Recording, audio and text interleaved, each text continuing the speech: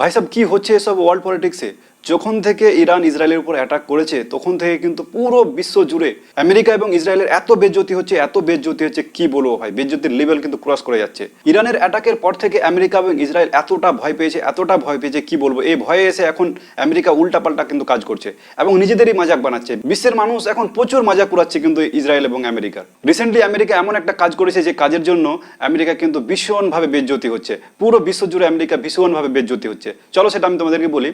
আমাদের ইন্ডিয়ান মিডিয়ার পাশাপাশি বিশ্বের বিভিন্ন ইন্টারন্যাশনাল মিডিয়া কিন্তু এই খবরটা ছাপিয়েছে যে আমেরিকা আপনার সুইজারল্যান্ডের যে অ্যাম্বাসেডর তার মাধ্যমে ইরানকে একটা পায়গাম পাঠালছে, ঠিক আছে। ইরানের কাছে একটা রিকোয়েস্ট করেছে, ইরানের কাছে একটা পায়গাম পাঠালছে যেখানে বলছে ইরানকে যে ইরান যেন তাদের একটা খালি জায়গা দেয়, যে জায়গাতে ইসরায়েলের মানে ফাইটার জেট আসবে, তাদের মিসাইল আসবে, সেখানে অ্যাটাক করবে, এতে করে ইরানের কোনো ক্ষতি হবে না আর ইসরায়েলও তাদের মানে কি রিটালিয়েশন কমপ্লিট করবে। দেখতে পাচ্ছেন আমেরিকার মাধ্যমে কি লেভেলের বেয়াকুফি হচ্ছে এসব। ইরানের ভয়ে আমেরিকা ইসরায়েল কি সব কাণ্ড করছে। আরে ভাই তুই সুপার পাওয়ার, আমেরিকাকে বলছি তুই তো সুপার পাওয়ার, তোর দ্বারা এটা শোভা দেয় যে তুই একজনের কাছে রিকোয়েস্ট করবি অ্যাটাক করার জন্য, ইসরায়েলকে ডিফেন্ড করার জন্য।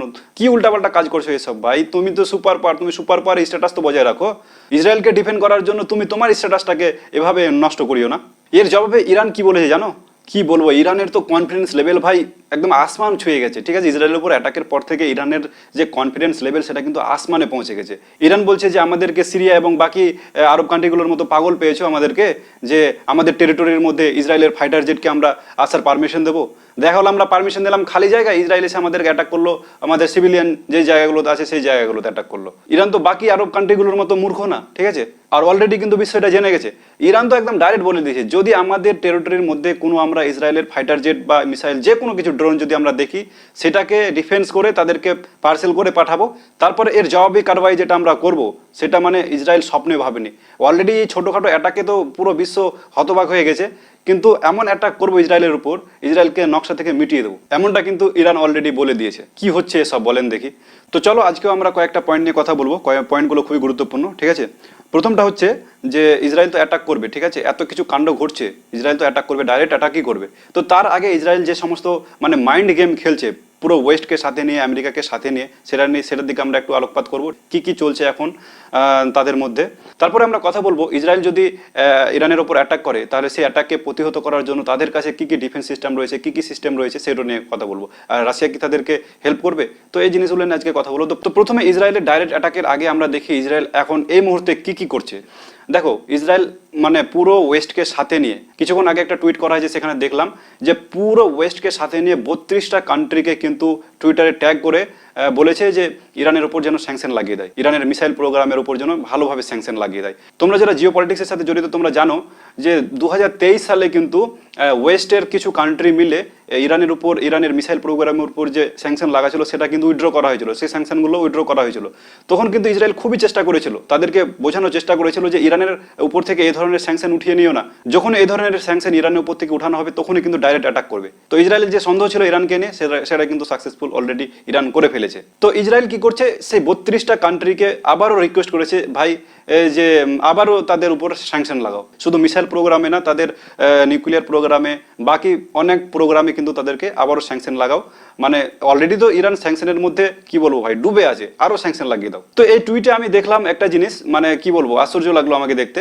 আমাদের যে ইন্ডিয়ার বিদেশমন্ত্রী আছে জয়শঙ্কর সাহেব, তারও নাম কিন্তু আমি দেখলাম। তো ইন্ডিয়ার ফরেন পলিসি কিন্তু মিডল ইস্টের জন্য খুবই স্ট্রং, ইন্ডিয়া এবং ইরানের রিলেশন কিন্তু ভালো। তো ইন্ডিয়া ইসরায়েলের কথা এসে এই ধরনের কাজ করবে কি না সামনে দেখা যাবে। আমার মনে হচ্ছে করবে না, কারণ ইরানের সাথে ইন্ডিয়ার ভালো সম্পর্ক। কিছুদিন আগে আমরা দেখলাম যে ইরানের যে চাবাহার পোর্ট আছে সেই পোর্টের থ্রু ইউরোপে ব্যবসা বাণিজ্য করার জন্য যে রুট, সেই রুটের জন্য আমাদের ইন্ডিয়ার প্রয়োজন সেই চাবাহার পোর্ট। তারপরে মিডল ইস্টের প্রত্যেকটা কান্ট্রির সাথে কিন্তু ইন্ডিয়ার সম্পর্ক ভালো আছে, ঠিক আছে। তো ইন্ডিয়াকে বাদে দাও, ইন্ডিয়া তো এসব করবে না। কিন্তু বাকি যে 31টা কান্ট্রি আছে ওয়েস্টের কান্ট্রি, সেখানে অস্ট্রেলিয়ার নামও দেখলাম, অস্ট্রেলিয়ার যে ফরেন মিনিস্টার আছে তাকেও দেখলাম ট্যাগ করা আছে। তো ইসরায়েল এদের কাছে রিকোয়েস্ট করছে যে আবারও ইরানের উপর স্যাংশন লাগাও। তো ইরান বলছে ঠিক আছে ভাই, আমরা তো অলরেডি স্যাংশনের মধ্যে ডুবে আছি, লাগাও, আর কত স্যাংশন লাগাবে। তো ইরানের বক্তব্য হচ্ছে যা হবে দেখা যাবে। এরপরে ইসরায়েল যেটা করছে সেটা হচ্ছে যে ইরানের যে গার্ড IRGC যে মানে পুরো মিলিটারি গ্রুপটা, এই গ্রুপটাকে টেরোরিস্ট বলে সম্বন্ধ করতে বলছে পুরো বিশ্বকে। আমেরিকা অলরেডি করে দিয়েছে, এখন বাকি সবাই করবে কি না এটা ভাবার বিষয়। এখানে একটা জিনিস আমার মনে হচ্ছে যে সবাই কি এই ইসরায়েলের পোষা কুত্তা নাকি, যে ইসরায়েল বলবে আর সবাই মেনে নেবে এটা? সবারই নিজস্ব ফায়দা আছে ভাই। আমেরিকার মতো সবাই কি ইসরায়েলের কথায় এসে ইরানের সাথে এভাবে সম্পর্ক খারাপ করবে? আমার তো মনে হচ্ছে না। কিন্তু ইসরায়েল কিন্তু এটা চেষ্টা করছে যে তাদের যে আইআরজিসি এই মিলিটারি গ্রুপ আছে তাকে টেরোরিস্ট বলে যেন সবাই সম্বন্ধ করে। এই দুটো প্রচেষ্টা কিন্তু ইসরায়েল এখন খুব জোর কদমে করছে। এবার আসি অ্যাটাকের ব্যাপারে। দেখো, ইসরায়েল যদি অ্যাটাক করে তো অ্যাটাক মানে কি কি জায়গাতে অ্যাটাক করতে পারে? তো প্রথম যে জায়গায় অ্যাটাক করতে পারে সেটা হচ্ছে অবশ্যই ইরানের নিউক্লিয়ার প্রোগ্রামের উপর অ্যাটাক করবে।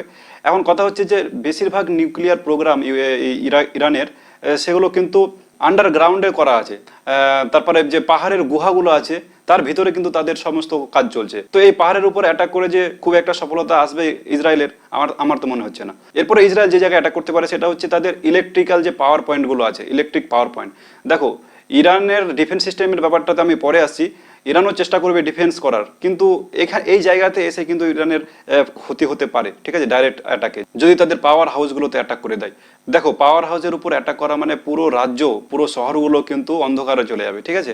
তো এটা কিন্তু খুবই ডেডলি ক্ষতি হয়ে যেতে পারে ইরানের, যদি তারা সঠিকভাবে, ইসরায়েল যদি সঠিকভাবে এই পাওয়ার হাউসগুলোতে অ্যাটাক করতে পারে। এরপরে ইসরায়েল যে জায়গাগুলোতে অ্যাটাক করতে পারে তার মধ্যে একটা হচ্ছে অয়েল রিফাইনারি, মানে সহজ ভাষায় যদি বলি তাহলে তেলের যে খনিগুলো আছে, ঠিক আছে, তেলের যে ফ্যাক্টরিগুলো আছে সেগুলোতে। তো ইসরায়েল যদি এই তেলের কারখানাগুলোতে অ্যাটাক করে তো এখানে কিন্তু ইরানের পর্যাপ্ত পরিমাণে ক্ষতি হবে। কারণ এগুলো জিনিস এমন না যে এগুলোকে বাক্সতে প্যাক করলাম দিয়ে অন্য যে কোথাও সরিয়ে দিলাম। এগুলো তো ভাই, এগুলো ফ্যাক্টরি এক জায়গায় ফিক্স হয়ে আছে, তো এগুলোর উপরে অ্যাটাক করলে কিন্তু ইরানের ক্ষতি হবে। তারপরে যে জায়গাগুলোতে ইসরায়েল অ্যাটাক করতে পারে সেটা হচ্ছে ইরানের যে মিসাইল যে জায়গায় রাখা আছে, মিসাইলের ভান্ডার যে জায়গায় রাখা আছে, বা তাদের যে আধুনিক অস্ত্রগুলো রাখা আছে সেগুলোর উপর। তো এক্সপার্টদের মতে ইরানের বেশিরভাগ, মানে কি বলবো, মিসাইলের ভান্ডারগুলো সমস্ত আন্ডারগ্রাউন্ড আছে। এখন সে আন্ডারগ্রাউন্ডের মিসাইলের উপরে হামলা চালানোর জন্য কিন্তু খুব ডেডলি অ্যাটাক করতে হবে।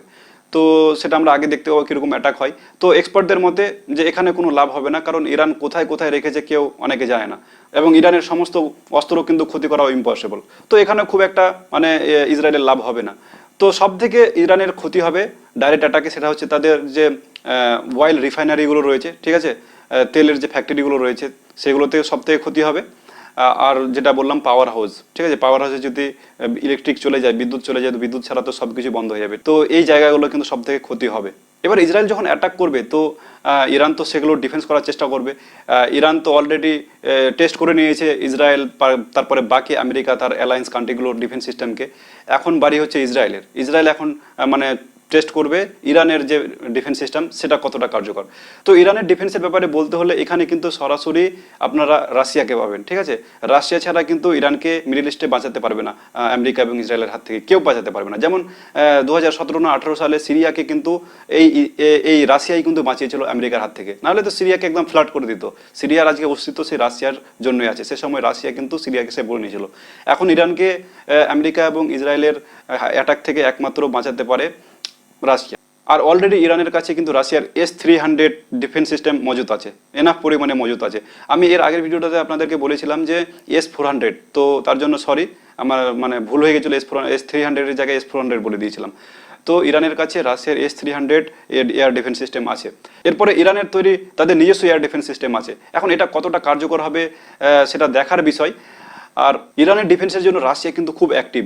ইরানের ইসরায়েলের উপর অ্যাটাকের পরপরই রাশিয়া কিন্তু তাদের যে ওয়ারশিপগুলো আছে, যেগুলো মানে সমুদ্রে ভেসে বেড়ায়, ঠিক আছে, যে যার উপর দিয়ে অ্যাটাক করা যায় ওয়ারশিপ, সেগুলো কিন্তু সমস্ত ইরানের আশেপাশে নিয়ে চলেছে, যেমনটা আমেরিকা, ব্রিটেন, ফ্রান্স ওরা করেছিল ইসরায়েলের ডিফেন্সের জন্য। ইন্টারন্যাশনাল মিডিয়া কিন্তু অলরেডি এটা কভার করেছে যে রাশিয়ার ওয়ারশিপ কিন্তু ইরানের চারিপাশে গোল গোল ঘুরছে। এই ওয়ারশিপের মধ্যে রাশিয়ার আছে সুপারসোনিক মিসাইল যে ওয়ারশিপ, সেটা সব থেকে খাতারনাক ওয়ারশিপ কিন্তু অলরেডি মানে ইরানের অ্যাটাকের পরপরই রাশিয়া কিন্তু ইরানের আশেপাশে মানে নিয়ে এসে সেটাকে রেডি করে রেখে দিয়েছে, একদম রেডি হয়ে আছে। তো ইরান আর রাশিয়া কিন্তু অলরেডি রেডি হয়ে আছে ইসরায়েলের অ্যাটাককে ডিফেন্স করার জন্য। দেখেন এখানে আরেকটা চিন্তার বিষয়, ইসরায়েল অ্যাটাকটা কিভাবে করবে? ইরানের মতো মিসাইল ড্রোন দিয়ে করবে নাকি ফাইটার জেট দিয়ে করবে? ফাইটার জেট দিয়ে করলে কিন্তু ইসরায়েলের ক্ষতি হয়ে যাবে, কারণ ফাইটার জেট প্রচুর কস্টলি। আর ফাইটার জেটে হচ্ছে কি, ফাইটার জেট যদি ইন্টারসেপ্ট করা হয় তো ফাইটার জেটটা পুরো মানে প্রচুর ক্ষতি হয়ে যাবে, এখানে পাইলটও মারা যাবে। তো এই রিস্কটা তো ইসরায়েল মনে হচ্ছে নেবে না, ফাইটার জেট দিয়ে আক্রমণ করবে। তারাও মনে হয় মিসাইল আর ড্রোন দিয়েই অ্যাটাক করবে। এবার মিসাইল এবং ড্রোন দিয়ে অ্যাটাক করলেও সেই মিসাইলগুলো কিন্তু 2-3টা কান্ট্রির উপর দিয়ে আসবে, যেমনটা ইরানের ক্ষেত্রে হয়েছিল। ইরান থেকে যখন মিসাইল ফায়ার করা হয়েছিল তো সেগুলো সিরিয়া, জর্ডানের উপর দিয়ে গেছিলো, ঠিক আছে, ইরাক ইরাকের উপর দিয়ে গেছিল। তো সেম উল্টাটাও হবে, যখন ইসরায়েল মিসাইলগুলো ফায়ার করবে তো সেগুলো জর্ডান সিরিয়ার উপর দিয়ে আসবে। তো সিরিয়াতে কিন্তু অলরেডি রাশিয়ার মিলিটারি বেজ রয়েছে, তো সেখান থেকেও রাশিয়া চেষ্টা করবে মানে ডিফেন্স করার। তো ইরান এবং রাশিয়াও কিন্তু এই অ্যাটাকের জন্য একদম প্রস্তুত, অ্যাটাকের ডিফেন্স করার জন্য। এরপরে সামনে কি হচ্ছে সেটা দেখার বিষয়। যেমনটা আমি তোমাদেরকে আগে বলেছিলাম যে এর আগের ভিডিওটা যে আমি আপলোড করেছিলাম, আমি তোমাদেরকে বলেছিলাম ইউটিউবে রাখবে কিনা, তো এখনও তো ইউটিউব সেই ভিডিওটাকে উড়ায়নি, ঠিক আছে, ডিলিট করেনি। আর সেটাতে 2000-এর উপরে ভিউজ এসছে। আমি কিন্তু ইউটিউবে একদম নতুন, তোমাদেরকে বলে রাখি। তো তোমরা অবশ্যই আমার চ্যানেলটাকে সাবস্ক্রাইব করে আমাকে সাপোর্ট করবে। তো চলো দেখা হচ্ছে খুব শীঘ্রই নেক্সট টপিকের উপর নেক্সট ভিডিওতে। ততক্ষণ সবাই ভালো থাকো, আল্লাহ হাফিজ।